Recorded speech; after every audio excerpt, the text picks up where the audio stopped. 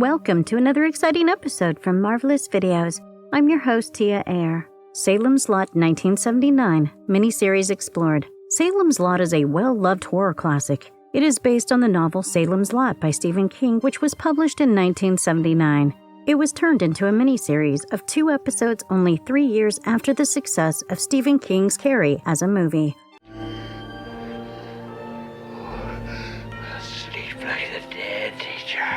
The series aired on the 17th November and 24th November 1979 and runs for 3 hours and 20 minutes without the ads. The series has 4 different cuts, out of which only 3 are available. The first is the original, which got chopped down by an hour to accommodate ads after the 1970s. This happened due to an increase in ad prices post-1970s. However, this rebroadcast version has never been released individually. The third cut was one made for theatrical exhibitions, while the fourth and the most commonly available is the DVD and Blu-ray release of the show. The fourth cut essentially turned the miniseries into a movie, as Warner Brothers cut to the end credits of the first episode and the opening credits of the second. Before we go into our explanation, we have a very small request. If you like our content, please support us by subscribing to our channel. This is a small click for you, but for us it means a lot. Thank you. Let's begin.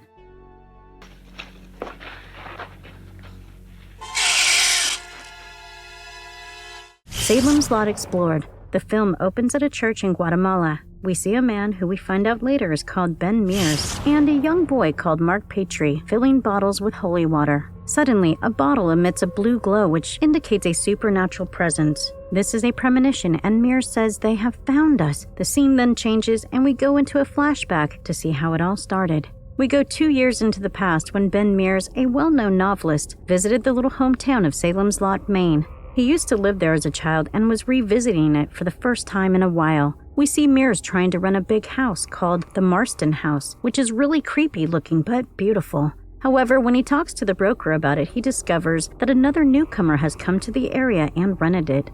This newcomer is the enigmatic Mr. Richard Straker, who is setting up an antique shop in the neighborhood with a frequently talked about but never seen before business partner, Mr. Kurt Barlow. Fun fact, the Marston residence is actually just a really large facade attached to a smaller pre-existing hilltop house. The producers spent about $100,000 on building the facade in total. For the sum back in 1979, they could have just built a whole new house. Yes, including the interiors. So as an alternative, Mears settles into a boarding home in the neighborhood which is owned by Mrs. Eva Miller. He then goes out to explore the neighborhood, where he meets a beautiful woman, Susan Norton, who is incidentally reading one of his books in the park. They decide to go on a date, but before they go, he meets Susan's father, Dr. Bill Norton, and his mother. Aaron's leg smelled like a skunk, never made a decent living, nobody could figure out why. They got divorced, but he's still living over there. Meanwhile, a police officer asked a drunkard on the street to keep an eye on Mears. I know it all seems a little weird and extra, but it really helps add to the small town atmosphere. It is an impressive experience in the movie and helps one feel like they are right there in Salem's Lot. The next day, Mears goes to his old school and meets his old teacher, Jason Burke. There he confides in Burke that he believes that the Marston house is a haunted or evil place, and he has believed that since its first owner, Hubby Marston, lived there. Hubby was thought to have molested children, and he committed suicide there. Mears also remembers a terrifying experience from his youth when he broke into the home on a dare and claims to have encountered Hubby's spirit. While he is at his old school, he finds out about Mark, who also seems to be a budding writer. Mark had been writing a school play on Salem's Lot. If one listens closely, one can find out about the history of Salem's Lot. Later we see that Mark and his friends practicing at his house for the play. Mark is a horror movie buff with a lot of paraphernalia, like ghoul masks. His friends Danny and Ralphie leave before dinner, but they decide to be adventurous and take a shortcut through a forest. It was obviously not a good idea because a mysterious cargo was being delivered for Mr. Straker that very night. It later turns out that Kurt Barlow, Straker's famously heard of but not ever seen his business partner, was inside the box. On a side note, a separate small-town story is also going on where the local realtor is having an affair with his secretary. Honey, it's safe.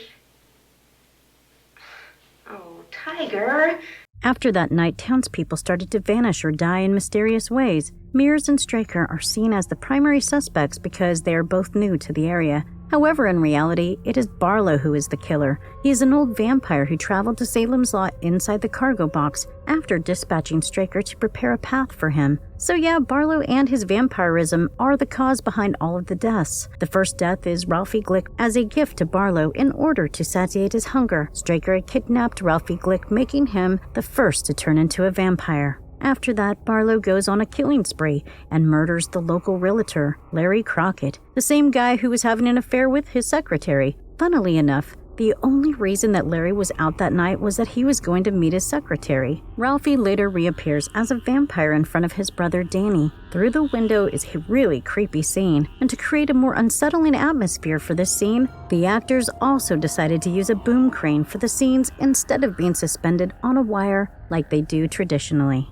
Obviously, Danny dies following his burial. Danny, who is now a vampire, infects a cemetery worker called Mike Ryerson as well. The entire town is slowly getting infected, and the newly infected are the reason why.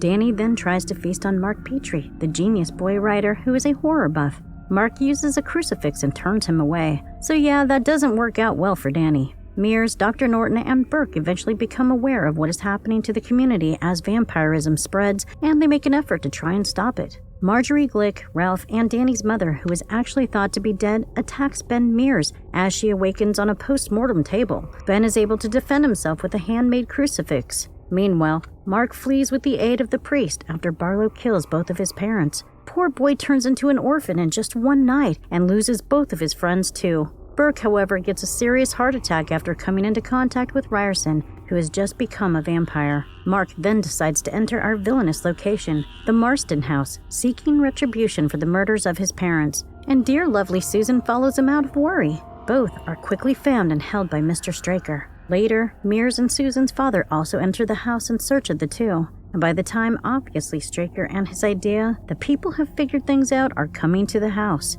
So he murders Norton by spearing the poor man on a pair of antlers, and Ben Mears, in both survival and revenge, shoots him and ends up killing him. The party then searches for Barlow, our ancient vampire. A stake is driven through Barlow's heart to kill him, when Mears and Mark finally manage to find his coffin, which is somehow still in the cellar. The two light the Marston property on fire along with all the other infected residents turned vampires and run away into the night. But Susan is missing throughout the scene. The wind drives the flames towards the town where the Marston house burns.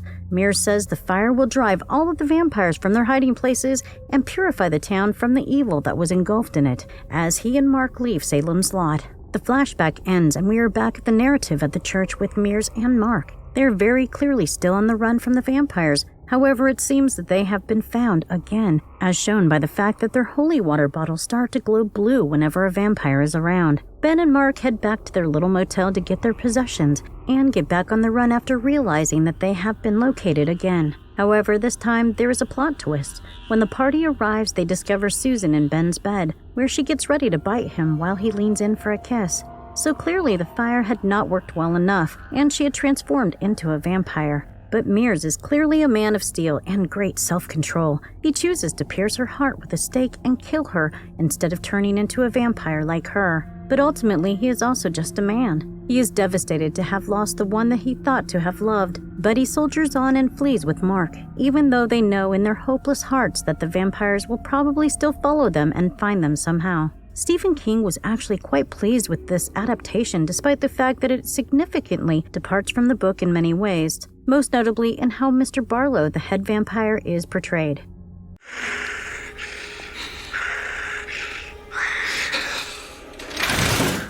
Difference between King's 1979 and 2004 miniseries. While Hooper Salem's Lot was the original miniseries set in 1979, sets up the start with a flashback to the main story filled with horrors and leaves hope for a sequel.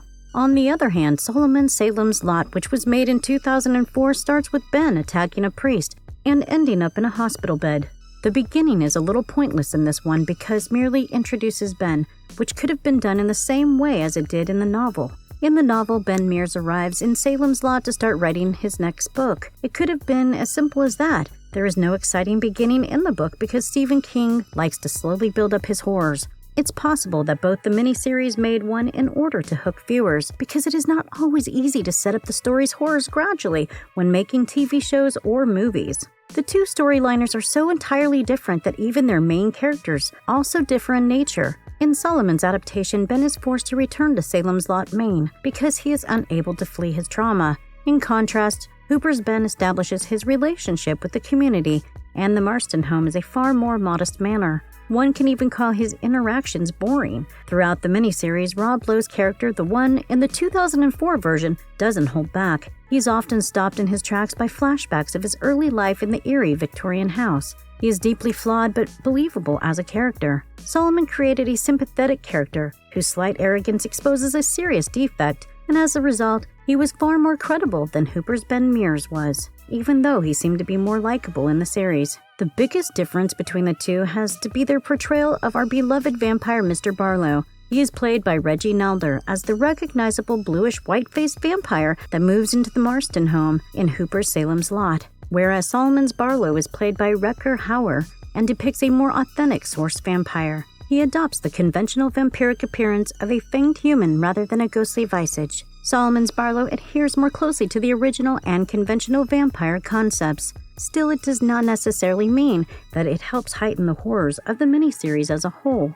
In fact, due to his creepy visage, many fans consider the 1979 version of Barlow to be more horrifying, emerging from the shadows and into the light with an indelible glare that can only be interpreted as a craving for blood is a lot more horrific than a fanged man. Hauer's portrayal is more akin to that of Dracula, a charming but shady-looking, gorgeous, and affluent guy.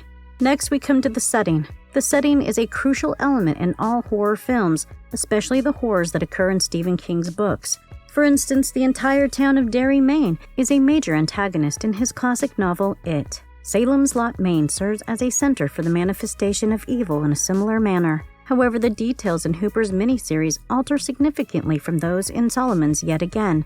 Salem's Lot from 1979 focuses on adulterers, child abusers, and vampires, but the mood in 2004 isn't as powerful. Instead, it makes an excessive effort to modernize everything. Solomon's miniseries concentrates on placing the narrative in a modern environment, which doesn't necessarily assist it as a whole.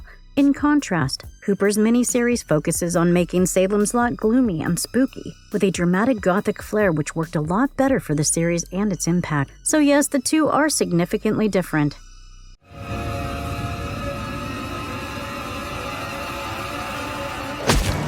Marvelous verdict. We think both the stories are brilliant. The original is quite slow, however, we must admit we are partial to the original. But hey, that's just us. You guys might like the 2004 version more if you're into conventional portrayals of vampires. Overall, the marvelous verdict is that both are brilliant miniseries and that one should definitely think of watching, especially if you're into vampires. I would say it's a solid 8 out of 10. And if you liked our content, don't forget to leave us a like and subscribe to us if you haven't already. Have a good one and be safe. Thanks, everyone.